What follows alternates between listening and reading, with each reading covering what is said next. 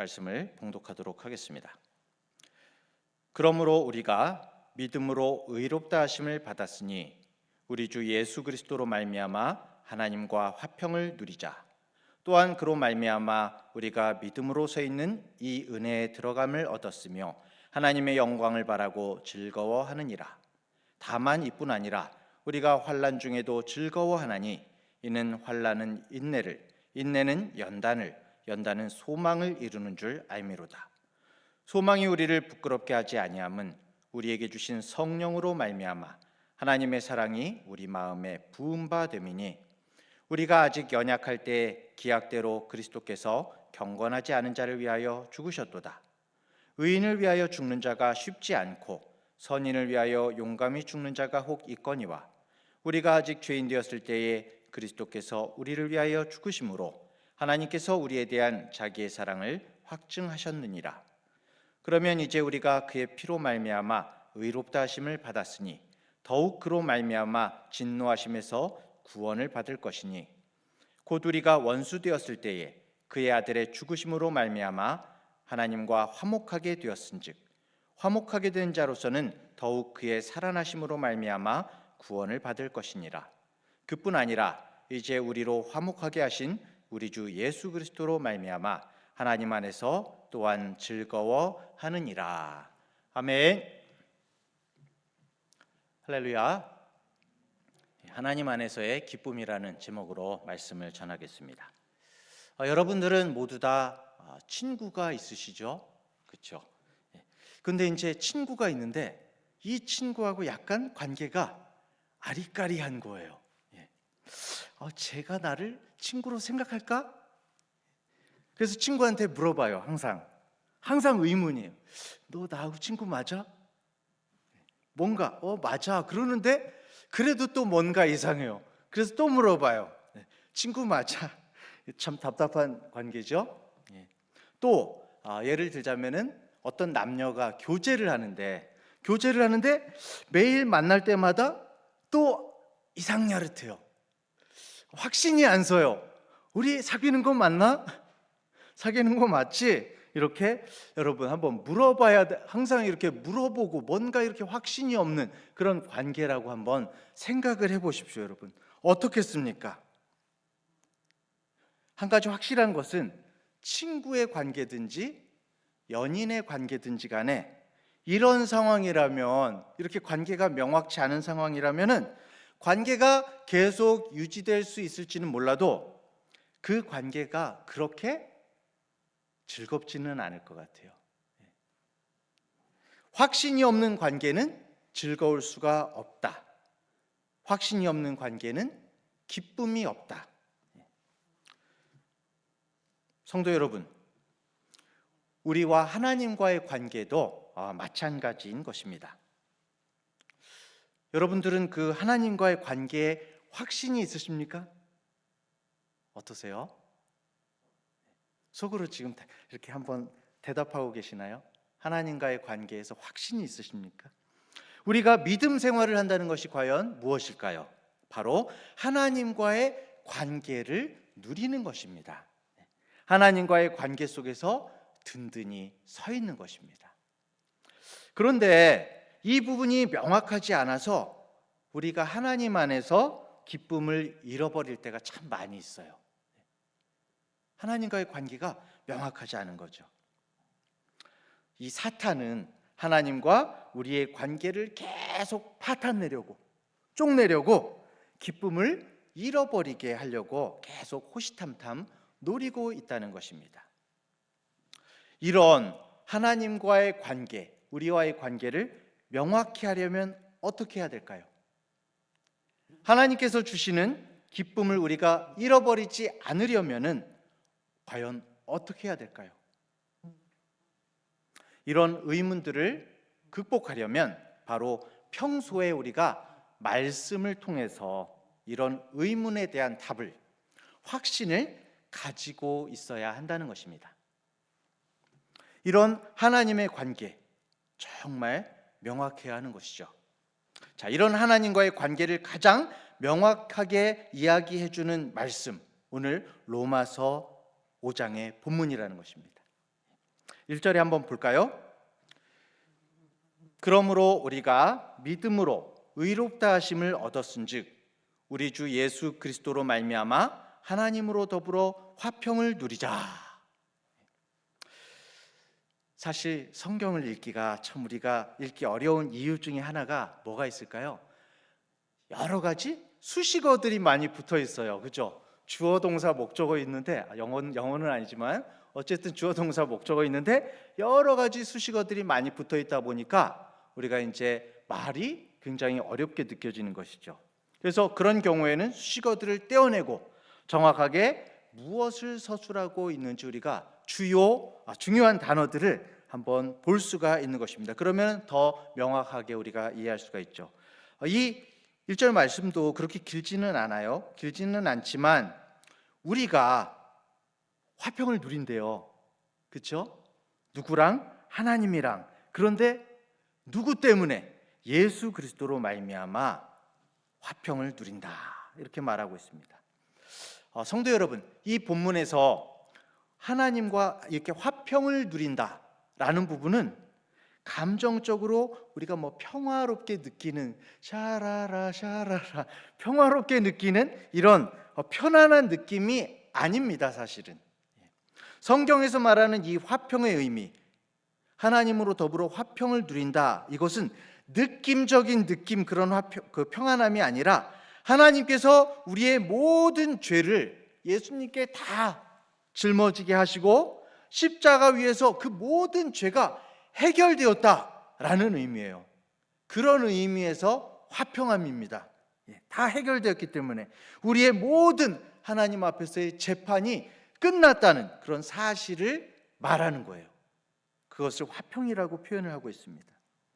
예수님의 죽음과 부활을 통해서 하나님과 화평을 누릴 수 있는 권리와 영광이 예수님을 믿는 우리 모든 사람들에게 확실하게 있다는 사실을 이야기하면서 우리가 화평하다라고 이야기하는 것입니다.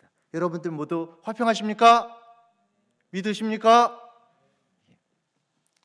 그것이 바로 우리가 하나님께 의롭다함을 받을 때 생기는 우리의 위치인 것입니다. 우리의 위치. 이 구원받은 우리의 위치가 너무나 완전하고 너무나 확고하다는 거예요. 너무나 확실하다. 이 말씀 1절 자체로도 사실은 하나님께서 너와 나의 관계는 너무나 명확해 라고 사실은 말씀하고 계시는 것이죠.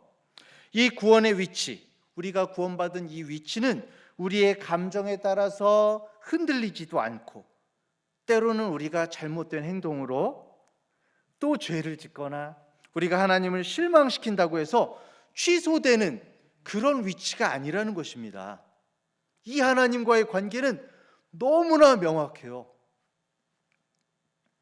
많은 우리 크리스찬들이 자신의 삶이, 자신의 구원받음이 하나님의 용서에 의해서 시작이 되었다, 그렇게 입으로 인정하고 고백하면서도 그 삶이, 이 구원의 삶이, 신앙생활이 자신의 업적에 의해서 유지된다는 생각을 가지고 있는 경우가 굉장히 많이 있습니다. 이 완전한 하나님과의 관계, 이 위치가 우리의 기쁨이고 우리의 화평의 토대라는 것입니다. 여러분, 이 명확한 구원의 위치, 하나님과의 화평의 관계를 마음 가운데 확신하시기 바랍니다. 이것은 주님께서 말씀으로 우리에게 약속하고 계시는 것입니다. 여러분들 저 여기 막 그 미대 같은 데 가면은 조각 막 하는, 조각 같은 거 하는 친구들 있잖아요. 그죠? 조각. 저는 그 조각하는 친구들 보면 너무나 신기한 것 같아요. 돌이나 나무 같은 거를 깎아 가지고 딱 하나의 작품을 만들어내는 것이죠. 마치 그 돌 안에 원래부터 그 작품이 있었던 것처럼. 여러분, 그 밀로의 비너스라고 알고 계십니까? 밀로의 비너스. 미술에 관심이 많은 분들은 아실 것 같은데, 그리스의 남부의 밀로스 섬에서 발견된 비너스 상이죠. 그렇죠? 팔등신의 굉장히 아름다운 조각, 미녀의 조각입니다. 근데 이제 이 밀로의 비너스의 작가가 누구냐면 몰라요. 네, 작가가 누군지 알 수가 없습니다. 그런데 누군지는 모르지만 참 이 불명의 사람이 이 대리석 조각 하나를 완전히 스타를 만든 거죠. 그렇죠? 네, 스타를 만들었습니다. 못 봤나요? 비너스? 못 봤어요? 명확하게 얘기를. 못 봤나요? 아나요? 이렇게 팔뚝 없는 비너스 있잖아요. 네, 그래요. 자, 정말 어떻게 보면은 무명의 사람 그 사람들도 그 대리석 안에서 어마어마한 작품을 만들어내는 모습을 볼 수가 있는데요.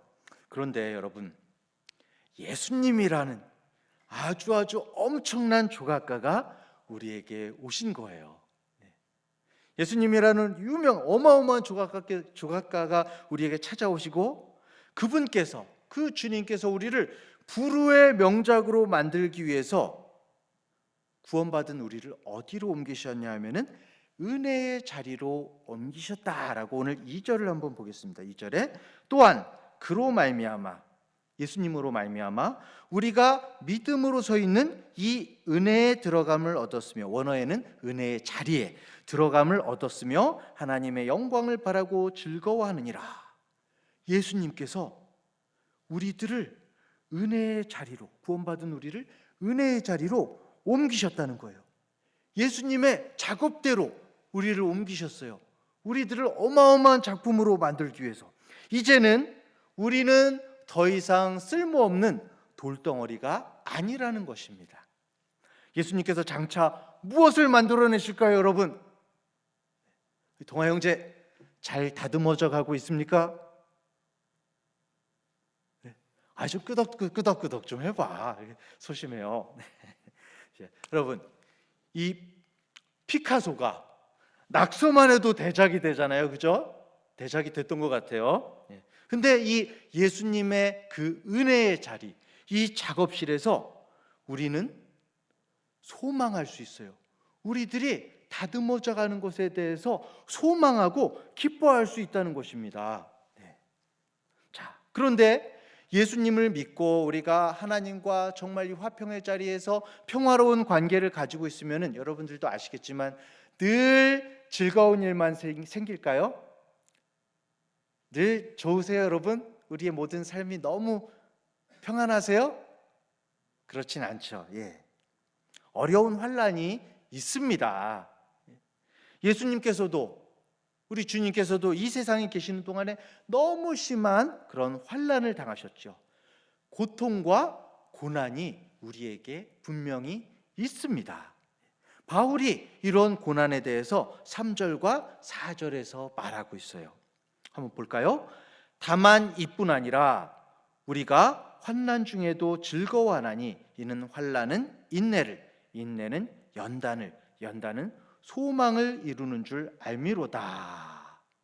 하나님과의 관계가 이렇게 확실한데, 그런데 이렇게 의문이 들 때가 있는 거죠. 나에게 왜 이런 문제들이 있는 걸까? 왜 이렇게 어려움이 있는 걸까?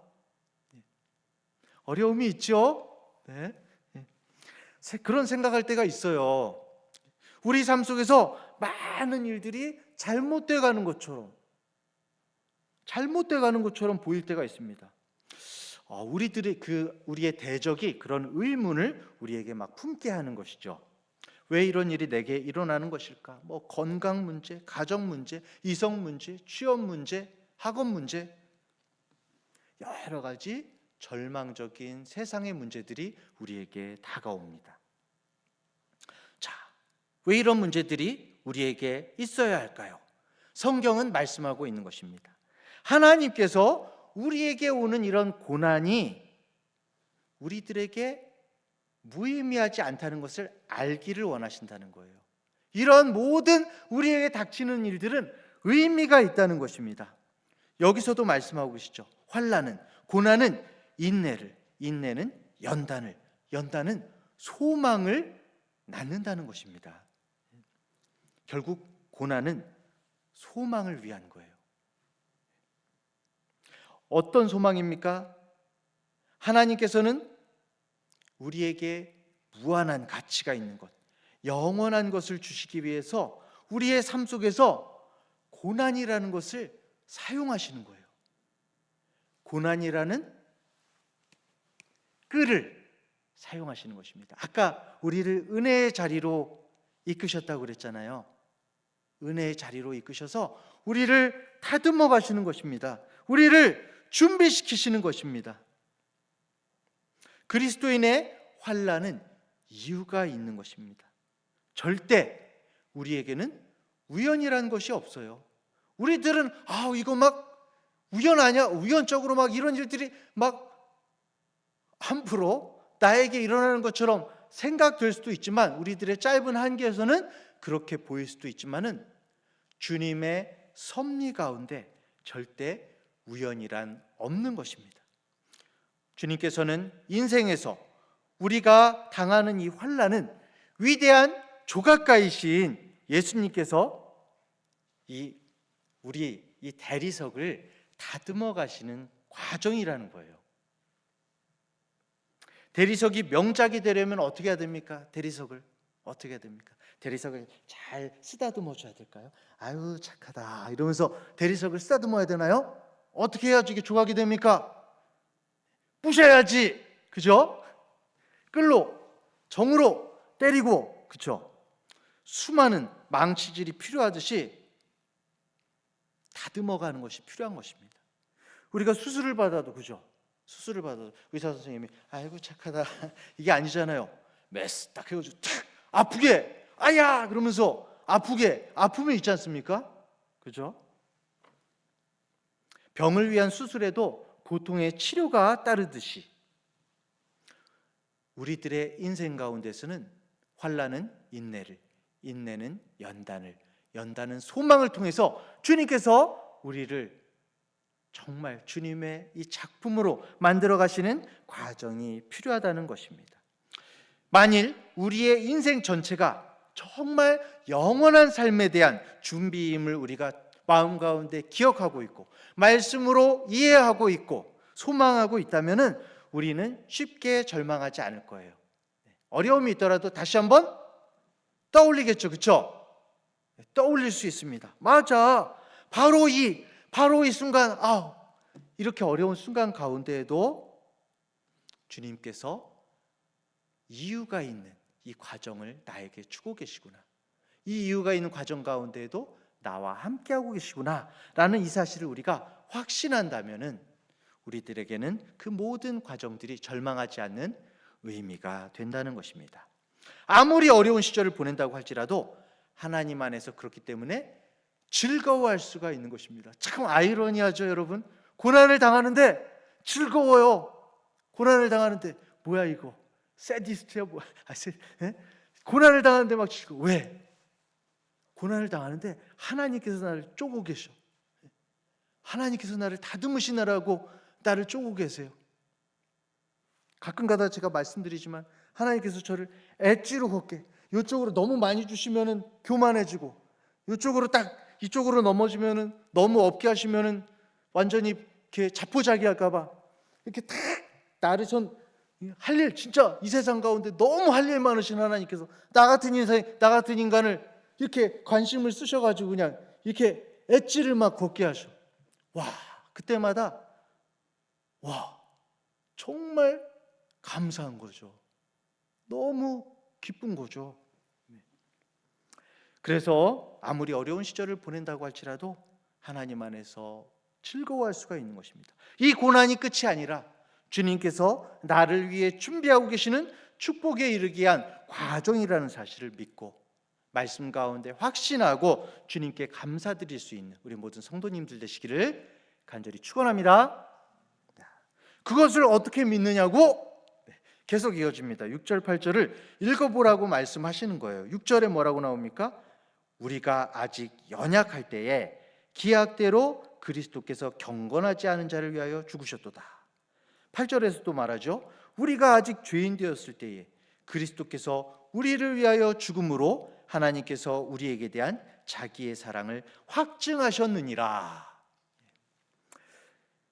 여기서 6절에 경건하지 않다라는 것은 이제 원어적으로 보면은 우습게 한다라는 뜻이에요. 사실은 우리가 하나님을 인정하지 않고 딴 데만 눈을 팔고 우상 숭배하고 하나님에게 정말 눈꼽만 치도 눈도 두지 않았을 때에 하나님께서 그러한 하나님 알기를 우습게 하는 우리들을 사랑하사 자기의 사랑을 확증하셨다라고 말씀하고 계신 것입니다. 우리가 잘나서가 아니라, 우리가 뭘 잘해서가 아니라, 우리가 죄인일 때에, 우리가 하나님을 우습게 할 때에 우리를 불쌍히 여기시고 예수님의 그 죽음을 통해서 모든 죄값을 지불하셨다는 것입니다. 하나님께서 우리가 가장 연약하고 부족한 때에 자기 자신을 가장 커다란 선물로 주심으로써 너희들에 대한 나의 사랑을 입증하노라 라고 그렇게 말씀하신 것이죠. 때때로 우리를 닥치는 여러 가지 고난들이 정말 수많은 의문들을 우리에게 가져다 줄 때가 있습니다. 하지만 우리가 정말 하나님께서 과연 진정으로 나를 돌보고 계신가, 나를 보고 계신가라는 의문이 들 때에도 십자가를 바라보면서, 순간순간 십자가를 기억하면서, 이 말씀을 기억하면서 우리 주님의 상처와 고난을 묵상하면서 그 상처 가운데 있는 나에 대한 사랑을 기억하면서 나아갈 때, 사실은 여러분, 이 세상을 살아갈 수 있는 가장 성공적인, 가장 힘을 주는, 가장 나를 회복시킬 수 있는 방법이 바로 말씀 가운데 은혜를 얻는 것이라는 겁니다. 그것보다 더 좋은 방법이 있을 수가 없습니다.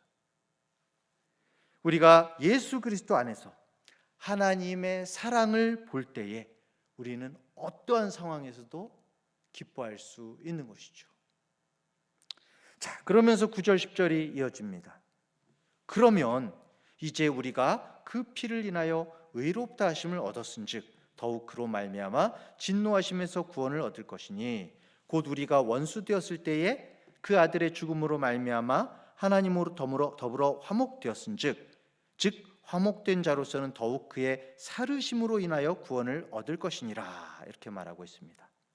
로마서 5장 9절 이제는 우리가 그의 피를 인하여 의롭다 하심을 받았다. 여러분, 이 말씀은 성경 전체에서 가장 중요한 말씀들 가운데 하나가 바로 이 말씀입니다. 우리가 예수님의 피를 인하여 의롭다 하심을 얻었다. 하나님께서는 예수 그리스도께서 십자가를 지심으로써 이루신 이 구속과 이 속죄 사역의 기초 위에서 우리를 의롭다고 하신 것입니다. 이 하나님과의 화평은, 그리고 여러분들 안에 있는 어떠한 것도 영향을 미칠 수가 없어요. 내 안에서는 이 구원을 위해서 어떠한 것도 사실은 잘난 것이 없어요. 내가 대가를 치러서 이 구원을 이룬 것이 없어요. 화평을 이룬 것이 없어요.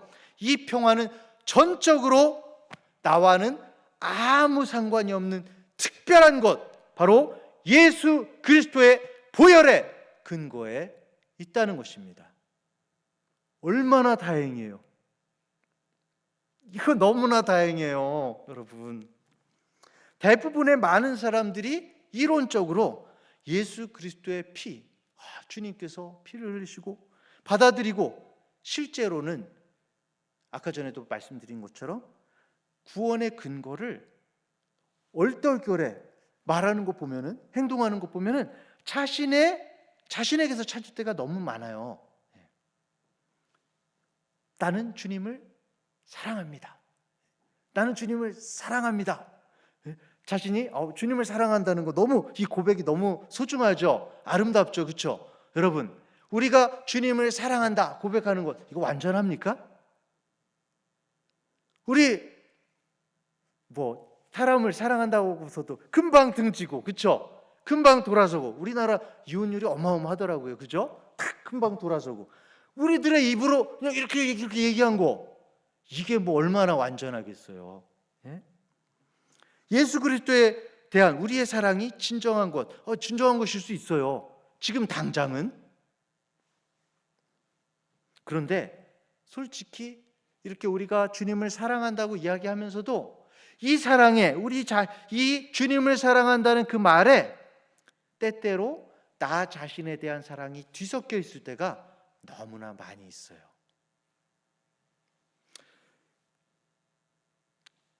결국 우리가 예수 그리스도를 사랑한다는 지금 우리의 고백은 사실이지만 내가 언제까지나 어느 순간에도 정말 하나님의 임재 가운데 설 때 예수 그리스도에 대한 나의 사랑이, 나 자신의 사랑이 구원의 확실한 근거가 될 수는 없다는 것입니다. 마찬가지로 우리들의 헌신, 여러분 우리들의 헌신으로 구원 받을 수 있어요? 아니죠. 좋은 일이에요. 우리가 교회에서나 어디에서나 형제자매를 섬기고 참 좋은 일인데, 하지만 예수 그리스도를 섬기는 일에 대한 우리의 헌신이 때로는 약해지고 때로는 어떻게 그런 경우도 있잖아요. 그렇지 않습니까, 여러분? 솔직히 우리가 얘기를 해보자고요. 예수 그리스도에 대한 자신의 헌신과 업적과 나의 열심의 수준이 천국에 들어가는 기반이라고 생각하는 사람은 결국에는 어떻게 될까요? 영적으로 탈진할 수밖에 없어요. 기준은 이만큼인데 매일 나는 그렇게는 못 가. 마음은 저렇게 가야 된다고 생각하니까 항상 절망하고 항상 나는 왜 이렇게 할까? 그러면서 답답해하고, 그죠?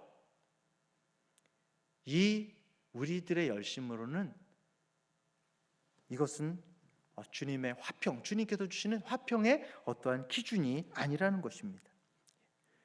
믿음이요? 믿습니다. 여러분, 믿음으로 우리가 의롭다 하심을 받죠. 당연히, 그렇죠? 나에게는 믿음이 있습니다. 아주 훌륭한 대답인데, 맞는 말인데, 하지만 여러분, 나의 믿음, 나 자신의 믿음이 얼마나 강할까요? 여러분, 우리가 믿는다고 하면서도 마음 가운데 지금 갈등하고 있을 때 없어요? 그렇지 않습니까? 믿는다고 하면서도 사실은 의심 때문에 갈등하고 주님 앞에서 어려워할 때가 얼마나 많은지 알 수가 없는 것입니다. 많은 사람들은 자신의 믿음을 믿는 오류에 빠져 있을 때가 많아요. 하나님을 믿는 믿음이 아니라 나 자신의 믿음을 믿는 믿음.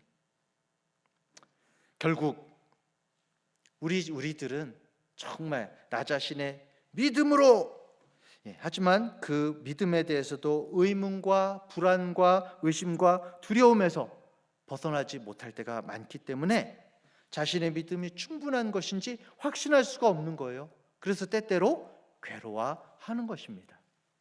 결국 많은 그리스도인들이 구원에 대한 확신의 적절한 근거를 혼동하고 있기 때문에 하나님 안에서 기뻐하고 즐거워하는 이 복의 전제를 놓치고 있다는 것입니다.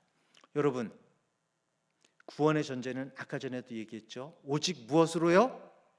예수 그리스도의 피로서만. 우리는 사실 아무 영향도 미칠 수가 없어요. 주님의 은혜예요.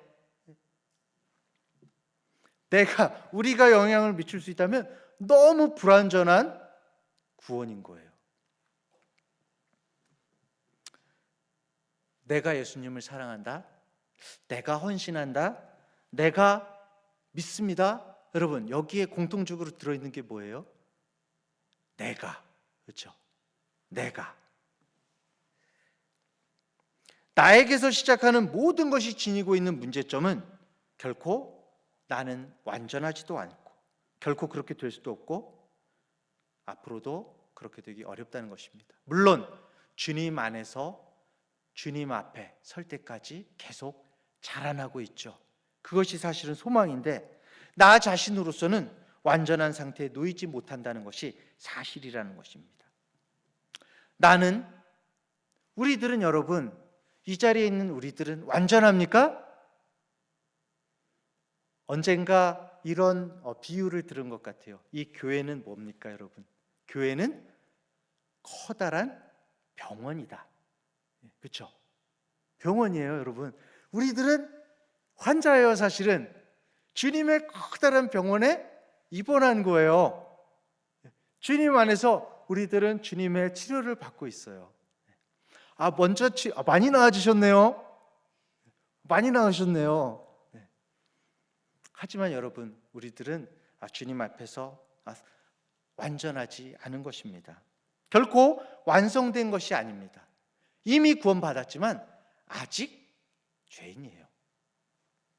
그렇기 때문에 내가 그리스도를 사랑하고 그리스도를 섬기는 일에 헌신하고 그리스도에 대한 믿음을 가지고 있다고 말하는 이 말이 모두 진실일지라도 이러한 것들 가운데 어느 것도 완벽하지 않고 정말 주님 앞에서는 부족하다는 것이죠. 자, 그렇기 때문에 여러분, 우리는 결코 우리 자신 가운데 있는 어떤 것으로도 하나님 앞에서의 안전이나 확신의 기반을 발견할 수가 없다는 것입니다. 오로지 주님만이, 오로지 예수님만이. 그래서 사실은 로마서를 읽어보면서 모든 군더더기 수식어를 다 떼어낸다면 남는 것은 무엇일까요? 오직 예수님만이 구원하시고 그 예수님의 구원만이 완전하다라는 것입니다. 그 예수님의 구원만이 영원한 것이고 그 예수님의 구원만이 소망이 있는 것이다 라는 것이 이 로마서에 우리가 방금 읽은 본문의 요약이라고 할 수가 있는 것입니다. 자, 하나님 앞에서 우리의 위치, 우리 안에 있는 어떤 것이 근거가 아니라 십자가에서 죽으신 예수 그리스도의 완전한 희생 제사에 근거하고 있다는 사실을 이야기하면서요. 로마서 5장 10절을 우리가 다시 한번 읽어보면은 곧 우리가 원수 되었을 때에 그 아들의 죽음으로 말미암아 하나님으로 더불어 화목되었은즉 화목된 자로서는 더욱 그의 살으심을 인하여 구원을 얻을 것이니라 이렇게 말하고 있습니다. 로마서 이 5장 10절은 두 개의 핵심적인 말씀을 우리에게 포함하고 있어요. 첫 번째로는 주님 예수님의 죽음으로 말미암아 화목하게 되었다. 아까 전에 이야기한 것이죠. 그런데 뒤에 하나가 더 붙어 있어요. 예수님의 사심을 통해서 구원을 받았다. 이 말은요, 여러분, 우리들을 구하기 위해서 죽으셨던 예수 그리스도께서 우리들을 계속적으로 붙잡아 주시고 인도하기 위해서 부활하셨다, 살아나셨다라는 말씀을 포함할 뿐만이 아니라 정말 중요한 사실인데 지금도 살아계시다라는 것을 지금 이야기하고 있는 것입니다, 여러분. 어디에요? 지금도 어디에? 여기에 실제적으로 실시간으로 이론적으로가 아니라 옛날에가 아니라 앞으로가 아니라 지금 바로 이곳에 나를 붙잡고 계신 분이 다시 살아나셔서 나를 붙잡고 계신 분이 바로 그 예수 그리스도시다라는 사실을 우리에게 말해주고 있는 것입니다, 여러분. 그런 이유 때문에 이 말씀은 우리가 과거에도 그랬지만은 앞으로도 우리가 어떻게 될 것인지 걱정할 필요가 없다는 거예요. 왜? 예수님께서 모든 상황 속에서 끝까지 살아계신 주님께서 우리와 함께 하실 것이기 때문입니다. 아무리 어려운 상황 가운데에도 주님께서 우리와 함께 하십니다. 그렇게 예수님께서 저를, 여러분을 인도하실 것입니다. 나의 믿음이 떨어질까 봐서 두려워할 때 예수 그리스도께서 나를 굳게 붙드실 것입니다. 내가 계속 붙잡을 힘이 없을 때조차 예수님께서 나를 굳게 붙잡아 주실 것입니다. 나의 사랑이 너무 없어서 자주 식을 때 예수 그리스도께서 나를 굳게 붙잡아 주실 것입니다. 예수 그리스도께서는 나의 이 소망이, 여러분의 소망이 사라지게 그냥 두지 않으실 것입니다. 계속 끝까지 우리를 붙잡아 주신다는 것이죠. 말씀을 맺겠습니다. 우리는 오직 예수 그리스도를 통해서 하나님과 화평을 누리게 되었습니다. 내가 살아가면서 정말 가장 힘들 때에도, 지금 이 자리에 있는 여러분들 가장 힘든 순간에도 하나님께서 우연이 아니라 하나님께서 섭리 가운데 하나님의 목적을 우리의 인생을 통해서 성취해 가고 계시다는 사실을 기억하시기 바랍니다.